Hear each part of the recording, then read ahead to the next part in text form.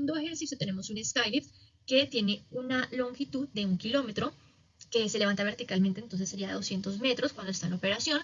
Cada una de las sillas tiene una distancia de separación de unos 20 metros y va a una velocidad constante de 20 kilómetros por hora. Entonces son muchos datos, pero para ello hay que identificar qué nos piden y luego los datos. Estos son los datos que tenemos, como velocidad, la separación entre sillas, la elevación, entre otros, pero lo que nos están pidiendo en la primera parte es la potencia requerida para operar desde la silla a una velocidad constante. Entonces primero miramos cuál es el número de sillas. Para ello lo que hacemos es decir, tenemos el número de sillas, entonces la distancia entre la distancia de cada una de las sillas, y eso nos da que serían 50 sillas. Para mirar cuál es el trabajo para elevar una telesilla, se utiliza la ecuación que es trabajo es igual a masa por gravedad por altura. Lo que hacemos es reemplazar los datos, que son estos que ya habíamos obtenido, perdón, los que extrajimos del enunciado, y nos da 490 kilojoules. Para mirar la potencia, entonces la potencia es igual al trabajo por el número de sillas dividido el tiempo, pero entonces no tenemos el tiempo. Para hallarlo, vamos a utilizar la distancia dividida entre la velocidad, que es 2.7, aquí lo cambiamos a metros por segundo, y eso nos da que es 77.93 kilowatts, lo que se necesita para elevar la telesilla a una velocidad constante. En la siguiente pregunta nos están pidiendo, bueno, pero ¿qué pasaría? O sea, ¿cuánto se necesita desde el reposo hasta una velocidad operativa de 5 segundos? ¿Cuál es la potencia requerida?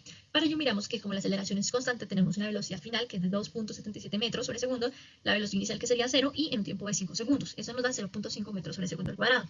La distancia recorrida, vamos a utilizar esta fórmula, que es un medio de la aceleración por el tiempo al cuadrado, reemplazamos los datos y nos da 6.9 metros. Para hallar la inclinación de la telesilla, como ahora ya tenemos aquí que tenemos una hipotenusa, y tenemos una distancia, perdón, una altura, entonces lo que podemos hacer es mirar cuál es el ángulo y eso lo haríamos con seno, es decir, que sería 1.53 grados. Pero ya con eso podemos hallar cuál es la altura, que sería, pues con el seno, que sería 1.38 metros. Para poder hallar la potencia tenemos que tener la energía total. Entonces, al analizarlo, nos damos cuenta que tenemos energía cinética y energía potencial. La energía cinética la vamos a hallar con esta fórmula del medio de la masa por la velocidad al cuadrado. Reemplazamos los datos. En la masa hay que agregarle que son por el número de sillas, que serían 50, y eso nos da 47.9 kilojoules. La energía potencial es masa por gravedad por la altura. No tenemos la altura, tenemos estos datos, y eso nos da 169 kilojoules. Entonces, vamos a sumar ambas energías y eso nos da 217 kilojoules. Lo vamos a dividir en 5, que es el tiempo, y eso nos da 43.43 kilowatts. Esa es la potencia generada. Voy a empezar con este segundo ejercicio, el cual tenemos, como se ve en esta imagen, un sistema de control, puede ser un recipiente, una olla con la que uno cocina, la cual al interior tiene un líquido, que el ejercicio nos dice que es agua, y el enunciado nos da unos datos de entrada. Nos dice que tenemos un calor de entrada que está entrando al sistema de 30 kilojoules. También hay una potencia de entrada que son 0.5 kilojoules. Y a su vez, hay un calor que sale, que es de 5 kilojoules, que sale al entorno del sistema. Eh, y dicen que hay un cambio de energía interna de 10 kilojoules, pero que cuál es el total de la energía en este cambio. Entonces, para empezar, hay que decir que es un sistema cerrado, por lo que no hay un intercambio de masa, pero sí hay un intercambio de energía. También hay que decir que como al ser un sistema cerrado, las formas de transferencia de calor se pueden despreciar, como la cinética del potencial, pero sí nos va a quedar la energía interna. Entonces, como podemos ver aquí, hacemos una E in es igual a E out, y que eso es igual al cambio de energía del sistema. Lo que está a la izquierda representa cómo se transfiere el calor y trabajo. Y lo que está a la derecha, o sea, el cambio de energía en el sistema, son, como mencionaba, los cambios de transformación de la energía. Puede ser la cinética o la potencial. Pero como ya había mencionado anteriormente, eso se desprecia, quedando de esta forma nuestra ecuación, que el calor que entra más el calor más el trabajo que entra menos el trabajo que sale es igual al cambio de la energía interna. Que ese cambio de energía interna se podría representar en dos estados, U2 y U1. En el enunciado tenemos U1, que sería 10 kilojoules. Para que así, cuando reemplacemos en toda la ecuación, todas las variables, solo nos queden términos de U2, que es el valor que nos está pidiendo el ejercicio. Al reemplazar y despejar U2, tenemos que como respuesta final son 35.5 kilojoules, la respuesta final para este ejercicio. Para este ejercicio se está bombeando agua desde un depósito inferior a un depósito superior a través de una bomba de 20 kW de potencia con un caudal de 0.03 metros cúbicos sobre segundo y una diferencia de alturas de 45 metros. Sabemos que el flujo másico está dado por la siguiente ecuación. El flujo másico igual a densidad por área por velocidad, lo que es igual a densidad por caudal, que es el valor que nos están dando. También calculamos la energía potencial específica, que es igual a gravedad por altura, siendo así la ecuación de la potencia mecánica igual a densidad por caudal por gravedad por altura. Si calculamos la potencia mecánica, tenemos que es igual a 1000 kilogramos sobre metro cúbico, que es la densidad, 9.81 metros sobre segundo al cuadrado, que es la gravedad, 0.03 metros cúbicos sobre segundo, que es el caudal, y 45 metros, que es la diferencia de altura, siendo así un resultado de 13.23 kilowatts o 13.230 watts. Haciendo un análisis dimensional, podemos ver que metros cúbicos se nos van con metros cúbicos, quedándonos así kilogramos por metros al cuadrado sobre segundo, y al otro lado nos queda 1 sobre segundo. Esto es igual a un joules y obtenemos que va a ser igual a joules sobre segundo, que es lo mismo que a watts. ¿Listo? En este ejercicio nos están pidiendo que calculemos la energía que se convierte en energía térmica en ese proceso. Entonces obtenemos que la potencia mecánica de la bomba es de 20 kilowatts y el proceso que se hizo en este trabajo del depósito inferior al depósito superior es de 13.23, siendo así una potencia térmica o una energía térmica que se pierde de 6.77 kilowatts. El ejercicio 4 nos dice que un dispositivo vertical de pistón cilíndrico contiene agua y se está calentando en la parte superior de una estufa. Durante el proceso se transfieren 65 BTU de calor al agua y las pérdidas de calor por las paredes laterales son 8 BTU. El pistón se eleva como resultado de la evaporación y el vapor realiza un trabajo de 5 BTU. Determina el cambio de energía del agua durante este proceso. Bueno, ya sabemos que es un ejercicio de energía, así que usamos la ecuación de conservación de la energía. ¿Sí? Y dependiendo de lo que nos dan, la transformamos. Entonces sabemos que hay un calor que entra, menos un trabajo que sale, menos otro calor que sale. ¿Sí? Y pues eso, es igual a la energía interna. Entonces, como necesitamos hallar esa energía interna del agua, entonces ya pues sustituimos valores. Nos da como un resultado 52 BTU. Y esto hay que pasarlo a kilojoules. Entonces tenemos que un BTU es igual a 1.05 kilojoules. Hacemos la conversión de unidades y por lo tanto pues el cambio del agua, el cambio en la energía interna del agua es de 54.86 kilojoules. 5 del taller. Entonces, en este ejercicio se nos menciona que hay una casa que está completamente sellada, lo que quiere decir que al igual que el ejercicio anterior, es un sistema cerrado, no hay intercambio de masa con a los alrededores, pero sí hay un intercambio de energía. Entonces, nos menciona que al interior de la casa hay como una fiesta quizás, y hay personas, electrodomésticos, luces y un calentador, pues para que las personas que están al interior se sientan a gusto con la temperatura. Entonces, dice que la energía que sale es igual a 60.000 BTU hora, que la energía que entra es igual a 6.000 BTU hora. Esos serían nuestros datos de entrada. Al igual que el ejercicio anterior, hacemos in menos out es igual al cambio de energía en el sistema. Y entendemos también que la energía que sale es igual al calor que sale. O sea, que tendría un valor de 60.000 BTU hora. Ahora bien, para la energía que entra, en este caso, se descompone en los factores que ya he mencionado anteriormente, que sería la energía de las personas, la energía de los electrodomésticos, la energía de las luces y la energía del calentador. Todo eso es igual a 6.000 BTU hora, según el ejercicio. Ahora bien, el ejercicio que nos está pidiendo, nos pide que demos el valor de la energía del calentador y que lo demostremos en sistema internacional, en unidades del sistema internacional, o sea, kilovatios. Entonces, aquí como podemos observar, la energía del calentador sería igual a la energía que sale menos la energía de las personas, la energía de las luces y la energía de los electrodomésticos. Al reemplazar esas incógnitas con valores que ya sabemos, la energía que sale son 60.000 BTU hora y la energía de las personas, de las luces y los electrodomésticos, todo eso es igual a 6.000 BTU hora. Entonces, 60.000 menos 6.000 nos da 54.000 BTU hora. Y al hacer el factor de conversión de BTU hora a kilovatios, tenemos que un kilovatio son 3412.14 BTU hora. Y eso en la calculadora nos da como una respuesta final 15.82 kilovatios. Ejercicio número 6, el cual dice lo siguiente. El agua se bombea desde un depósito inferior a un depósito superior mediante una bomba que proporciona 20 kilowatts de potencia, como lo podemos ver acá en nuestro gráfico. En nuestro gráfico podemos identificar nuestro depósito 1 o Z1, que es nuestra altura, que es igual a 0, y nuestro depósito superior, que es el punto número 2, y podemos identificar la bomba, la cual nos proporciona 20 kilowatts de potencia. La superficie libre del depósito está a una altura de 45 metros del punto 1 al punto 2. Podemos también identificar el caudal que nos está dando el ejercicio, que es de 0.03 metros cúbicos por segundo, y nos pide determinar la potencia mecánica que se convierte en energía térmica durante un proceso debido a los efectos de fricción. La solución es la siguiente. De acuerdo con la información presentada anteriormente en el ejercicio, es necesario tener en cuenta los conceptos relacionados con flujo másico, la energía potencial específica y la potencia para determinar el trabajo total realizado en el sistema. Por definición, sabemos que el cambio en el flujo másico está dado por, tenemos nuestra ecuación de flujo másico que es igual a nuestra densidad por un área por una velocidad, o también lo podemos encontrar como densidad por un caudal. Como ya tenemos la densidad del agua la conocemos y nuestro caudal nos lo da el ejercicio, podemos encontrar que nuestro flujo másico es igual a 30 kilogramos por segundo, haciendo también el correspondiente despeje de unidades. Y continuando, para calcular la potencia necesitamos obtener un potencial de energía específica que está dado por, bien sea nuestro flujo másico por una gravedad, por una altura, o también, como encontramos anteriormente, nuestro flujo másico, con nuestra densidad, caudal, gravedad y una altura.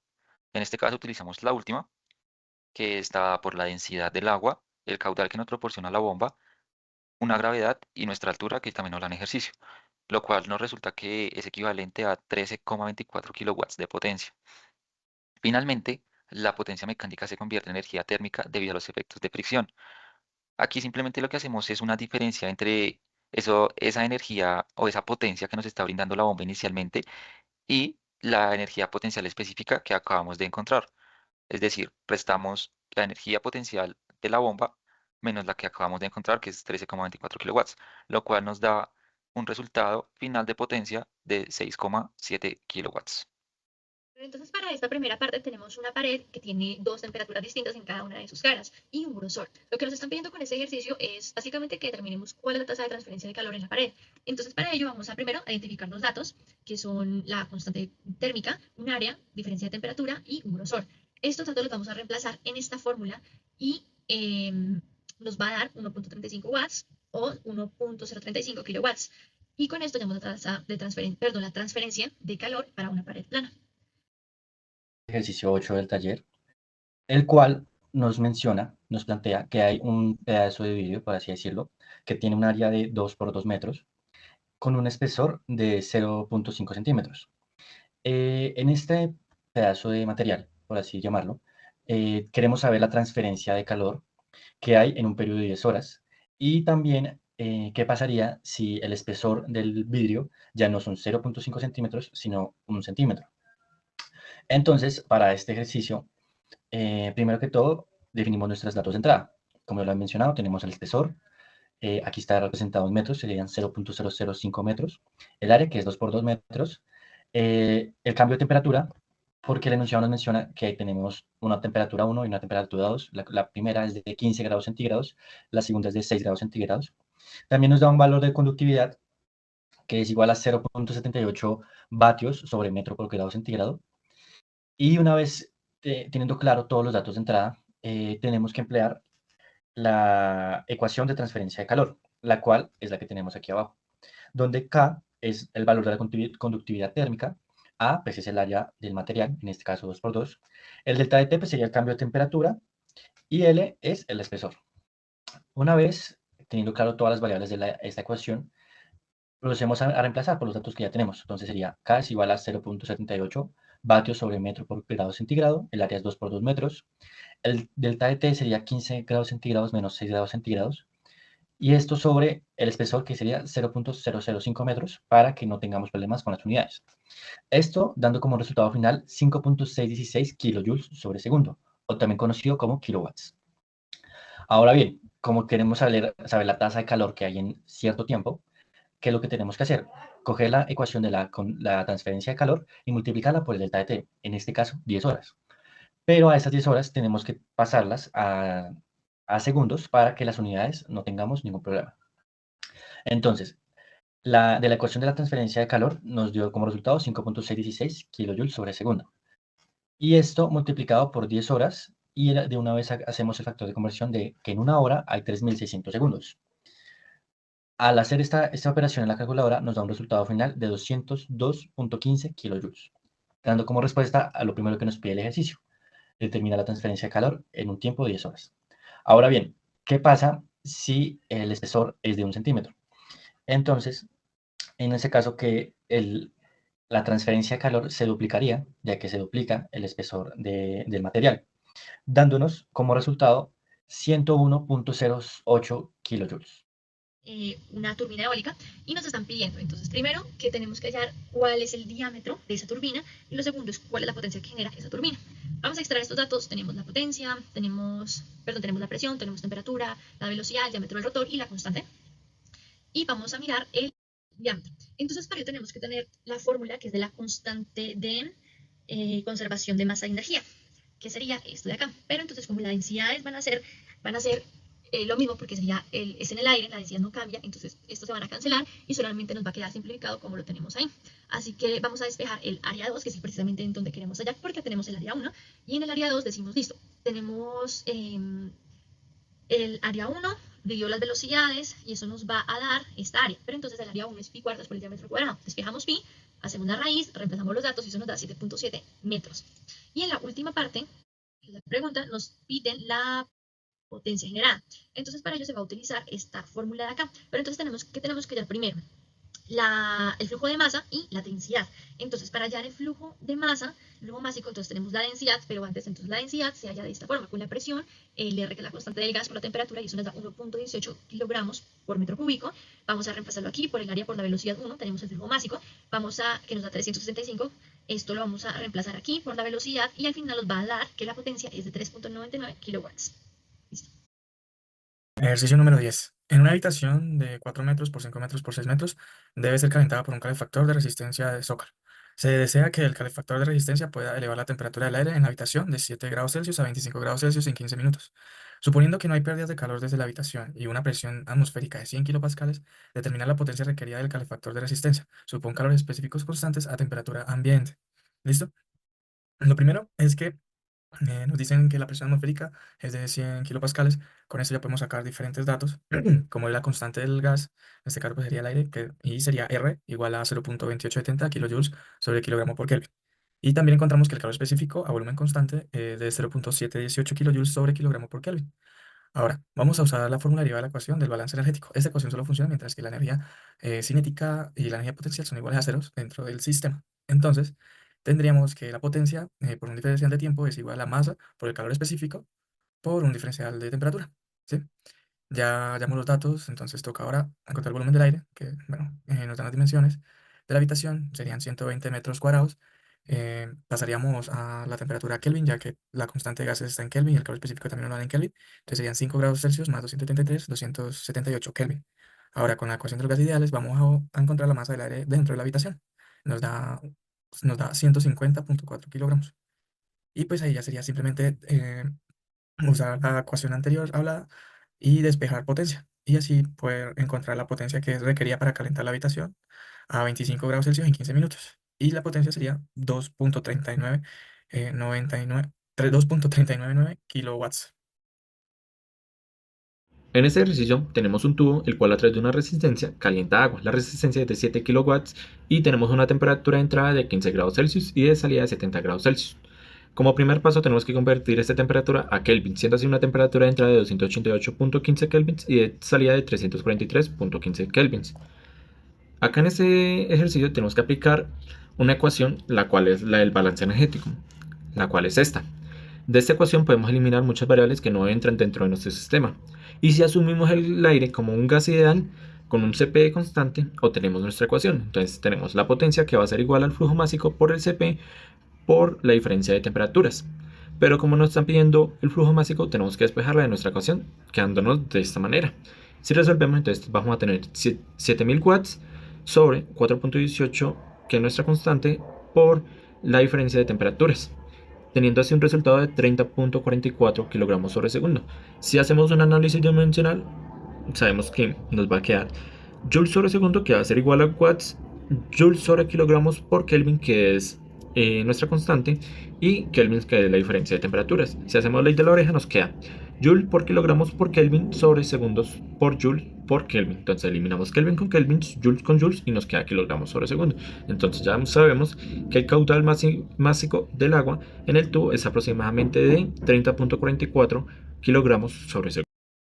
Número 12, el cual dice: la superficie interna y externa de una pared de ladrillo de 5 metros por 6 metros con un espesor de 30 centímetros y una conductividad térmica de 0.69 watts sobre metro por grados centígrados se mantiene a una temperatura de 20 grados centígrados y 5 grados centígrados respectivamente, como nos indica la figura al costado. Nos piden determinar la tasa de transferencia de calor a través de la pared en watts. Entonces, para la solución de este ejercicio, tenemos que las propiedades térmicas de una pared está dada por el siguiente valor de K, que ya no lo brinda el ejercicio, que es 0,69 watts sobre metro por grado centígrados. Y el análisis en condiciones estables para una transferencia de calor a través de la pared está dada por la siguiente ecuación. Está dada por esa conductividad térmica, que es nuestra incógnita variable K, por A, que es el área, por un delta de T sobre una longitud o un espesor específico. Lo cual ya solamente nos queda reemplazar los valores, que K es igual a nuestro 0,69, el área de nuestra pared también nos la brinda el ejercicio, que es 5 metros por 6 metros, y lo que hacemos a continuación es encontrar ese delta de temperaturas, que también nos lo brinda el ejercicio, el cual está dado por 20 grados centígrados menos 5 grados centígrados, y el espesor de la pared, que simplemente lo que hacemos es una conversión de centímetros a metros, del cual nos da 0,3 metros, y el resultado es 1035 watts. Y esta sería la solución para nuestro ejercicio número 12. El número 13 habla de una olla de aluminio cuya conductividad térmica es de 237 watts sobre metro por grado Celsius. Tiene un fondo plano con un diámetro de 20 centímetros y un grosor de 0,4 centímetros. El calor se transfiere de manera constante al agua hirviendo en el sartén, la olla a través de su fondo a una tasa de 800 watts, perdón. Si la superficie interna del fondo del sartén es de 105 grados Celsius, determina la temperatura de la superficie externa del fondo de la olla. Bueno, aquí en el dibujo podemos ver que la olla tiene, bueno, no se ve muy bien, pero se supone que la olla tiene un área circular, ¿sí? Entonces lo primero que haríamos sería hallar el área. En este caso, pues nos dan un diámetro de 20 centímetros, dividido en dos serían 10 centímetros, pasando a metros sería 0,1 metros, dándonos como resultado que el área es 0,0314 metros cuadrados, sería el área de la superficie de la olla. Bueno, tenemos la siguiente ecuación, que en condiciones estables la tasa de transferencia de calor a través del fondo de la olla por conducción sería igual a K, sería igual a Q, igual a K por área por un diferencial de temperatura sobre un grosor, ¿sí? Entonces, Q sería la tasa de transferencia, K sería la conductividad del material y pues la temperatura sobre el grosor de la olla, en este caso. Entonces, pues ya sustituimos. Entonces, tenemos que la tasa de transferencia en este caso es de 800 watts. La conductividad del material en este caso sería 237 watts sobre metro por grado Celsius. Y el área, que la encontramos 0,0314 metros cuadrados por T2, que sería la temperatura que estamos buscando, menos la que ya nos dan, que es de 100,5 grados Celsius, sobre el grosor de la olla, que es de 0,4 centímetros, es decir, 0,04 metros. Despejamos, hallamos la temperatura final y el resultado nos daría que es igual a 105,43 grados Celsius.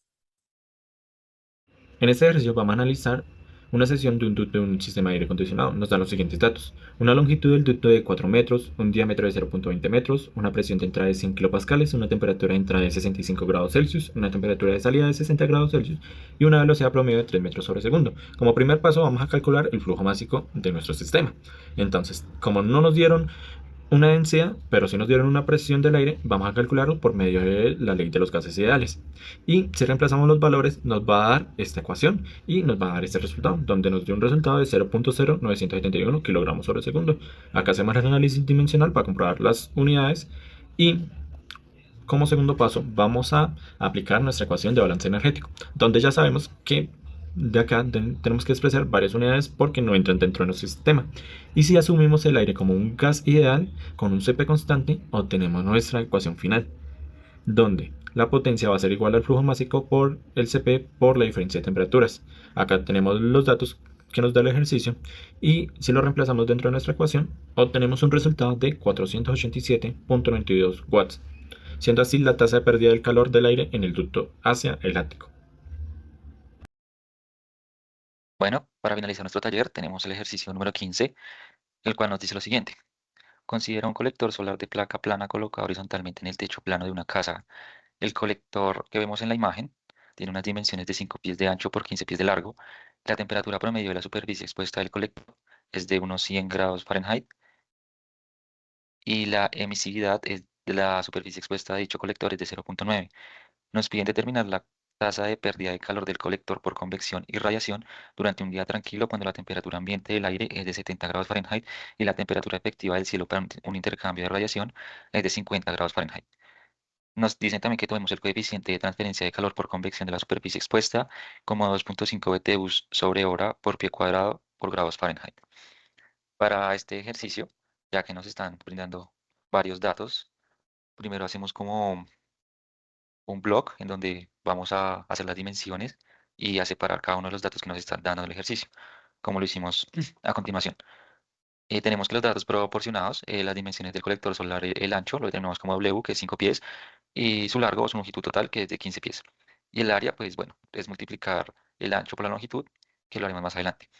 Las temperaturas, debido a que nos dan tres temperaturas, vamos a identificarlas como T sub S, que es la temperatura promedio de la superficie expuesta, es decir, la superficie del colector, de 100 grados Fahrenheit. La temperatura ambiente la vamos a tomar como T sub infinito, que es 70 grados Fahrenheit. Y la temperatura del cielo para el intercambio de radiación, como T sub sky, la tomamos igual a 50 grados Fahrenheit. Las propiedades del material, la emisividad de la superficie, que es 0.9, y el coeficiente de transferencia por convección, que ya nos lo da el ejercicio también, que es 2.5 BTU sobre hora por pie cuadrado por grados Fahrenheit. Continuando, calculamos el área de la superficie, el cual tenemos que es nuestro ancho por nuestra longitud, que son 15 pies por 15 pies, el cual nos da 75 pies cuadrados, y la tasa de pérdida de calor por convección se calcula con la siguiente fórmula. Tenemos nuestro coeficiente por nuestra área, por un delta de temperaturas entre la temperatura la temperatura expuesta menos la temperatura del aire o del ambiente. Entonces, ya reemplazando los valores, tenemos los 2.5 BTUs sobre hora por pies cuadrados por grados Fahrenheit, por el área, que serían nuestros 75 pies cuadrados, por la diferencia de nuestras temperaturas en grados Fahrenheit, el cual nos da una tasa de pérdida de calor por convección de 5.625 BTUs por hora. Ahora pasamos a calcular la tasa de pérdida de calor por radiación, la cual se calcula con la siguiente fórmula. Tenemos nuestra ecuación, que tenemos primero una constante de Stefan Boltzmann, el cual las unidades son las siguientes. Las unidades son BTUs sobre hora por pie cuadrado por grados Rankine a la 4. Y el valor de dicha constante es de 0.1714 por 10 a la menos 8. Y ahora lo que tenemos que hacer es identificar esta ecuación, la cual la vamos a reemplazar a continuación. Y teniendo en cuenta que tenemos que hacer la conversión de unidades, dado que nuestro ejercicio nos está dando nuestras temperaturas en grados Fahrenheit, tenemos que pasarlos a grados Rankine, que únicamente para pasarlos a estos grados tenemos que sumarles 460. Ahora, reemplazando cada uno de nuestros valores, tenemos como esa tasa de emisividad, que ya nos la da también el ejercicio, que es 0.9 por nuestra constante Stefan Boltzmann, la que vimos anteriormente, cuyo valor es 0.1714 por 10 a la menos 8, y las unidades BTU sobre hora por pie cuadrado por grado Rankine a la 4, por un área, que ya es el área del colector, o del colector, la cual ya la habíamos encontrado que es 75 pies cuadrados, por la diferencia de temperaturas, teniendo en cuenta que les vamos a sumar a cada una 460 grados Fahrenheit, grados para pasarlos a grados Rankine, la cual la diferencia sería entre la temperatura de nuestro cielo, por decirlo así, la temperatura sky, menos la temperatura de la superficie. Entonces, ya reemplazando cada uno de nuestros valores, o sin olvidar que cada una de las temperaturas está elevada a la 4, tenemos que la tasa de pérdida por radiación es de 3.551 BTUs por hora. Y la tasa de pérdida total del ejercicio sumando las dos pérdidas de calor, lo único que debemos hacer es sumar la pérdida de calor por convección y la pérdida de calor por radiación, la cual nos da un total de 9.176 BTUs por hora.